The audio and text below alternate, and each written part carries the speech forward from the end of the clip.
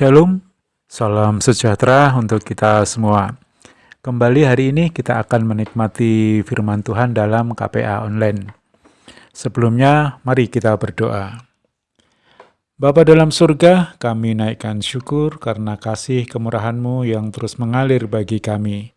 Saat ini, kami akan menikmati berkat firman-Mu.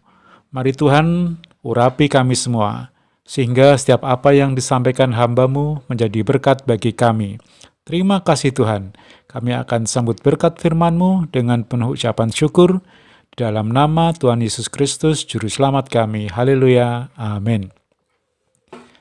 Tema hari ini yaitu tentang memberi pertolongan. Mari kita baca dalam Galatia 6 ayat 2. Galatia 6 ayat 2, demikian firman Tuhan, "Bertolong-tolonglah menanggung bebanmu, demikianlah kamu memenuhi hukum Kristus." Amin.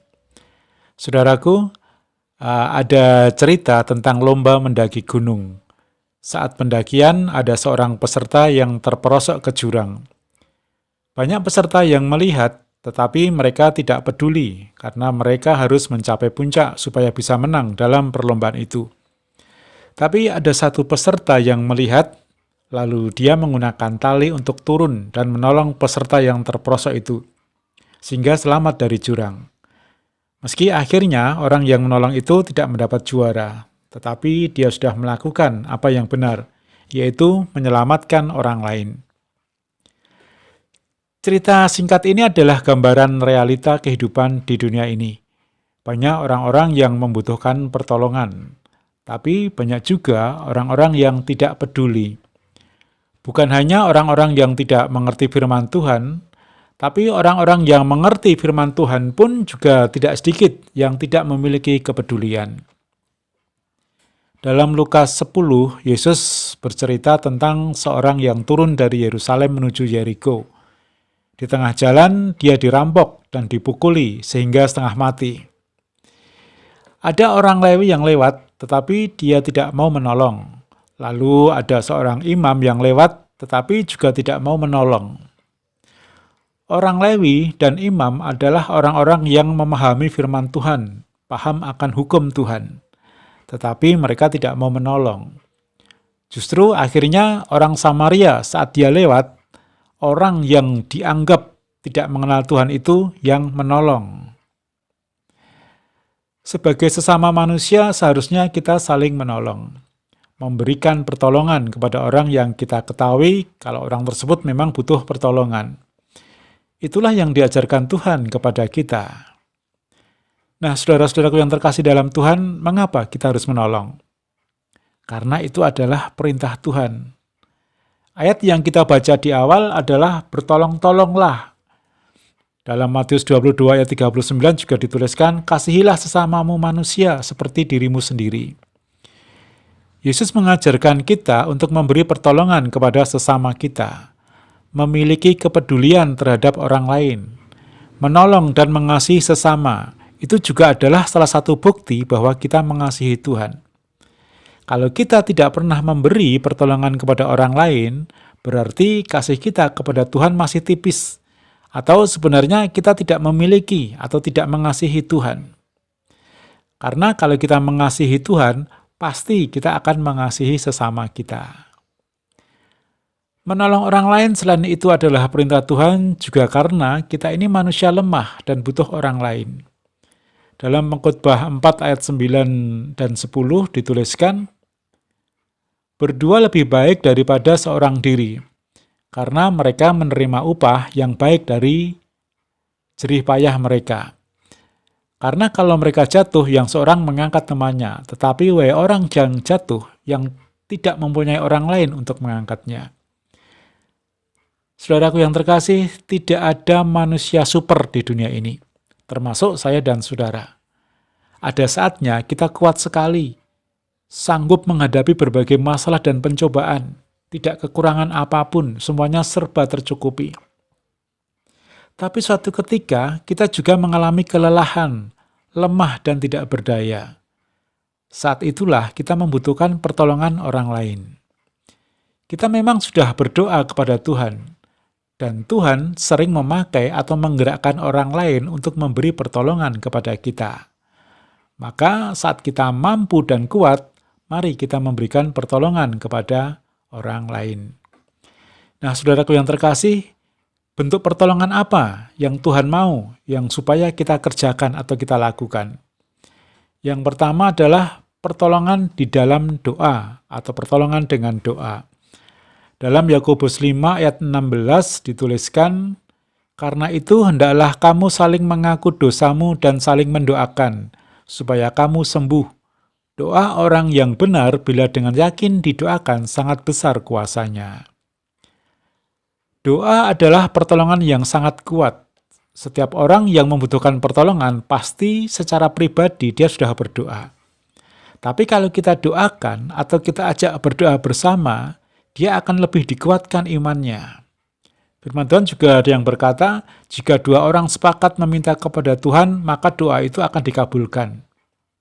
Nah, jadi jangan kita pelit mendoakan sesama saudara seiman kita. Yang kedua, pertolongan dalam perkataan.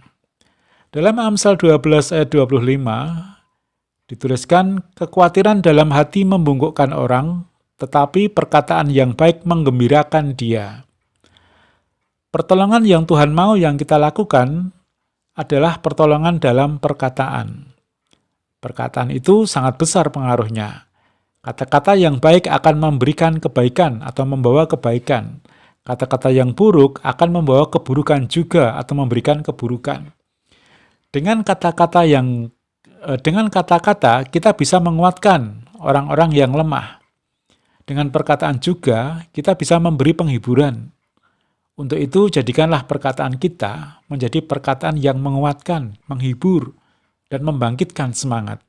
Sehingga melalui perkataan kita, mereka boleh merasakan pertolongan. Kemudian yang ketiga, yaitu pertolongan dalam tindakan. Dalam Roma 12 ayat 9 dituliskan, hendaklah kasih itu jangan pura-pura, jauhilah yang jahat dan lakukanlah yang baik. Dalam mengasihi atau menolong orang lain, hendaklah jangan pura-pura. Sepertinya mengasihi, tetapi tidak ada tindakan apapun. Seperti yang sering kita lihat, ada orang yang berkata, kasihan sekali orang itu, atau berkata, orang itu harusnya ditolong, dan lain-lain. Tetapi tidak ada tindakan sedikit pun untuk memberikan pertolongan, hanya sebatas kata-kata kasihan saja.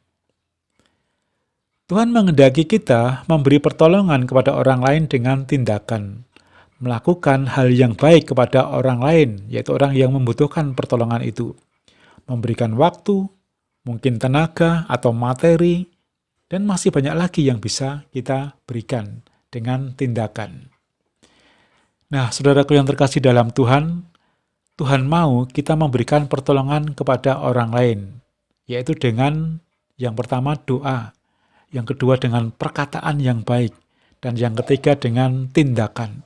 Ketiga hal inilah yang harus kita lakukan saat kita melakukan pertolongan kepada orang lain. Kalau kita suka memberi pertolongan, Tuhan juga akan memberi pertolongan kepada kita saat kita membutuhkan pertolongan. Kita dipakai Tuhan untuk memberi pertolongan kepada orang lain. Suatu ketika, Tuhan juga akan pakai orang lain untuk memberikan pertolongan kepada kita saat kita membutuhkan pertolongan. Haleluya, amin. Nah, saudara yang terkasih, inilah firman Tuhan yang singkat ini, biarlah menjadi berkat bagi kita semua. Mari kita akan akhiri KPA ini dengan berdoa. Bapa dalam surga, kami mengucap syukur atas firman-Mu yang Tuhan sudah berikan bagi kami, yang mengajarkan kepada kami, agar kami dapat menjadi anak-anak-Mu yang suka memberi pertolongan kepada orang lain. Karena kami percaya suatu ketika, suatu saat nanti, saat kami membutuhkan pertolongan, Tuhan juga akan memberikan pertolongan kepada kami melalui orang-orang yang ada di sekitar kami. Mari Tuhan tolong sertai dan berikan kekuatan bagi kami, agar kami dapat melakukan firman-Mu. Terima kasih Tuhan atas firman-Mu. Kami berdoa untuk Ibu Gembala kami, beserta keluarga besarnya, serta untuk seluruh sidang jemaat-Mu di Pelita Kasih dimanapun mereka berada. Berkati mereka semua Tuhan, berkati kekuatan dan kesehatan yang melimpah, Berkati semua usaha dan pekerjaan mereka. Berkati juga studi anak-anak mereka. Cukupkan segala kebutuhan mereka, Tuhan. Jadikan berhasil setiap apa yang tangan-tangan mereka kerjakan. Terima kasih, Tuhan. Jika ada umat-Mu yang sakit, mari Tuhan tolong sembuhkan mereka. Yang lemah Tuhan kuatkan. Yang susah tolong hiburkan mereka. Yang sedang dalam pergumulan, tolong Tuhan turut campur tangan. Tuhan memberikan jalan yang terbaik bagi mereka. Terima kasih Tuhan atas KPA hari ini. Dan kami akhiri dengan penuh ucapan syukur. Di dalam nama Tuhan Yesus Kristus, Juru Selamat kami. Haleluya. Amin. Tuhan Yesus memberkati kita semua. Kau yang ku sembah.